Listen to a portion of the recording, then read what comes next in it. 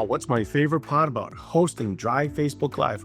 Actually, all of it. I love production. I love pre-production meetings. I like interacting with the hosts that happen to be on and all that. Love interacting with the clients and the people who are on that we are hosting. It's the whole process is fun. So I wouldn't be able to narrow it down to just a favorite part. I like the whole process, actually.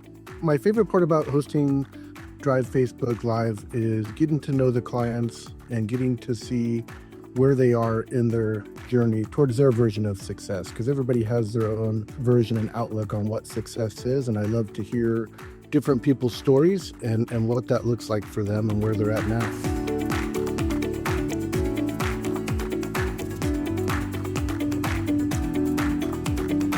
Well, one of the things I like to do before I have a guest on the show is I like to do research into their shop and into their location. If they're clients, if it's a client that we're interviewing, then I like to dig into their history with Drive and what they've done with us. I just do a lot of research with each client. But one of the things I like to do to prep for the actual show for myself is, it may seem a little crazy, but I like to listen to like comedians and other people who do talk shows, because I think that a lot of them are very, very good.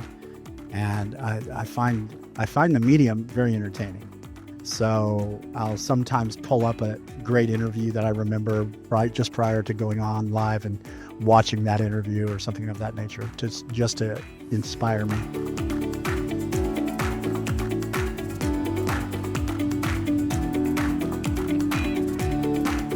What I enjoy most about being the host is finding out new things about clients and different perspectives about different things. Just a more in-depth understanding of what they do, how they do it, and how they think about things. I love the interaction with the people that we're talking to.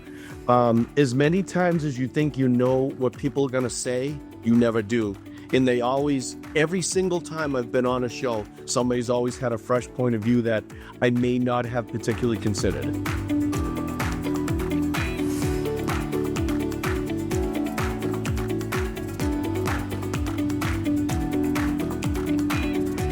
The most memorable insight that I heard in an episode was one of the clients talking about finding those things that get in the way of the employees being able to produce and be able to do what they need to do. Those annoying things that keep happening, and getting rid of them so that the employee can do the job smoother and better.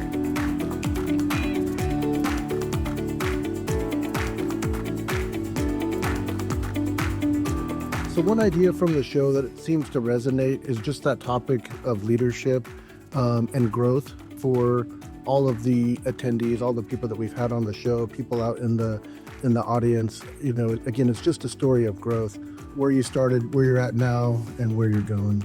The one idea that resonates most with the viewers, I think, is just being able to hear some numbers or know that someone who is running a shop is actually carefully taking care of their numbers or watching their numbers.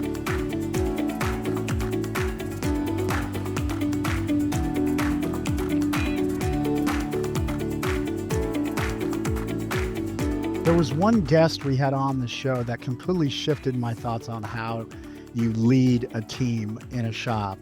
And that was the show we did with Dennis Goodhue. He is surprisingly good at leading his team. And I say surprisingly because his approach is so easy. It's like an easy approach. But as we continued to go through the show and I started to learn more about what he was doing, I was so impressed with his ability to control that shop in a way that was just genuinely had care. It was just, he cared and you could feel it. He's very effective. He's a very effective leader, but very effective leader in a very understated way. And I was really impressed with that.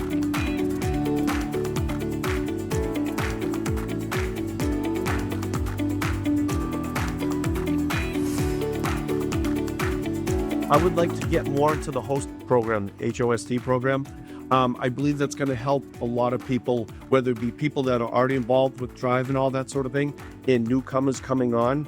It's going to really help open up doors, and it's going to expand their networking, I believe. One topic that I would like to explore more is a little bit more on the detail of how they run their shops and how they actually handle their employees.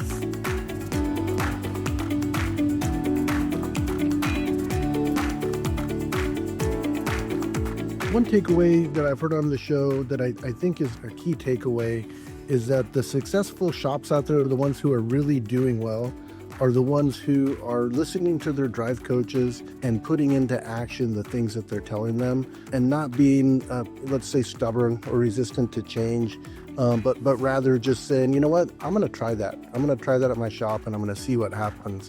And so far, I haven't had anybody who gives it a try not be happy with the results.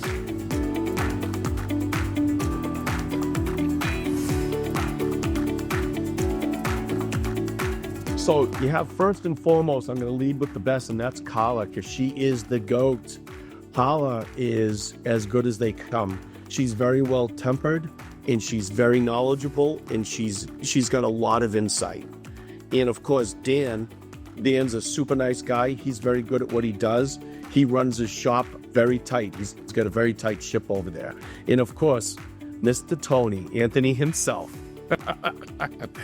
It's funny because Tony and I were very similar people. So especially during pre-production, him and I will start goofing around a little bit to help lighten up the guests who may be a little bit nervous. So Tony's a pretty awesome dude. We get along really well. He brings a lot to the show.